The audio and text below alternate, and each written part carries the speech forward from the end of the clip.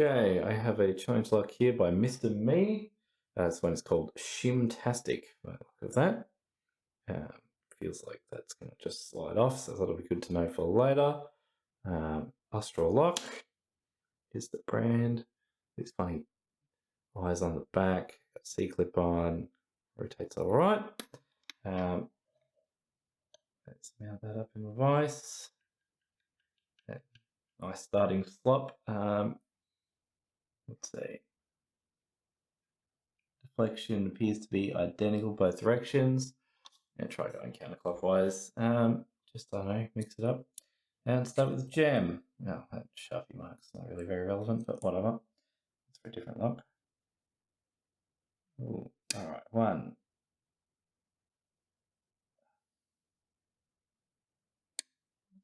3, what's that?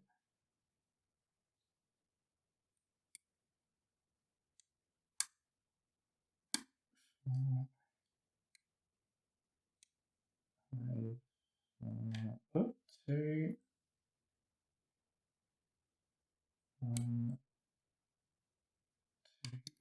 Oh, okay. That was unexpectedly easy. Some of the other ones MrMe's done have been pretty difficult, so that was a bit of a surprise. All right, great. Slide over some going tools and see what's in this thing. Let's look that back up. And get this clip off. It's good. I've been needing some easy challenge locks. Too many nightmare locks on my desk at the moment. All right, yep. Oh, so there's our key. Looks like lots of very low cuts. So, yeah, probably not surprising it was easy then. Just don't overset, I guess. All right, it's a bit sticky. We accidentally picked the good direction based on the stick there, but let's see. Shimtastic, so let's shim it. Good anyway, because it's a challenge lock.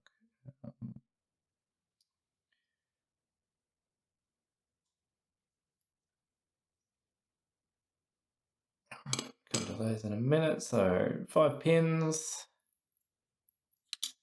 Yeah, so there's how they sit at rest. So you can see there's not a lot of room for your drivers to come into play there. So 5 is just a bare tap. 4 needs a bit of lift. No counter core mods on that. 3's all right. There's like a tiny serration on 2. And really not much to go on 1. All right. Not the greatest challenge lock bitting, but I guess if you've got a lot of really like overset traps, then it could be effective. But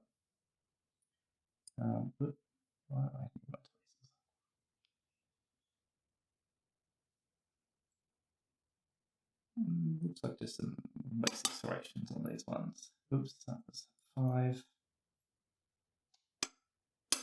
4. All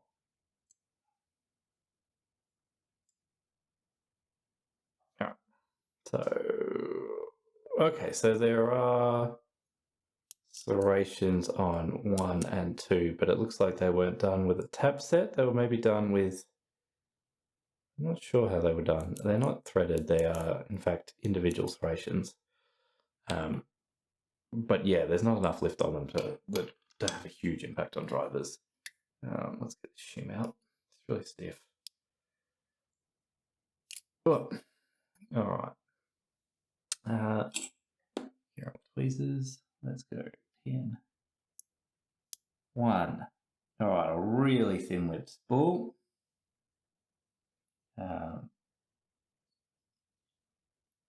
Shame with, again, the bitting doesn't leave that a huge amount of room to come into play. If there was a deep counter milling, that might have been nice. 2. It's a nice looking pin. It's not really a thing with a name, but looks good.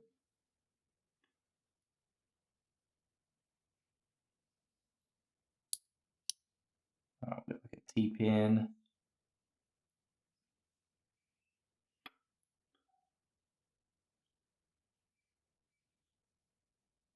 4. Interesting shaped pin there. That's the main one that did things. And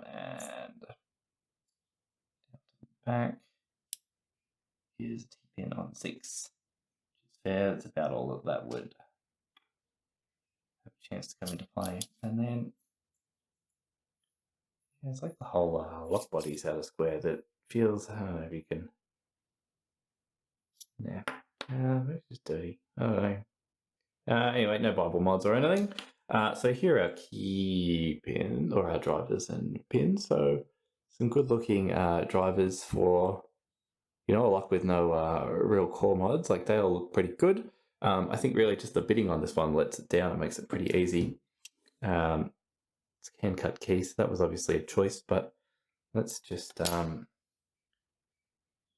through that for the benefit of anyone making one at home. I'll load these up. This is a good thing to do with your challenge locks when you're making them, is load your key pins into the lock and look at what room you have. So we can see on this back one, not much beyond a T-pin. Like it's only got that little bit. So a T-pin is probably a good mod for that one. If you're only going to have a lip that high, you only need to touch it at the end, but you really haven't got much you can do with a lift that low right at the back. So 4 here will sit in a pretty nice false set. That should give pretty good core rotation. It's not bad. Nothing wrong with that one. This one here, because it is so long, it effectively acts as just a 2-step T-pin.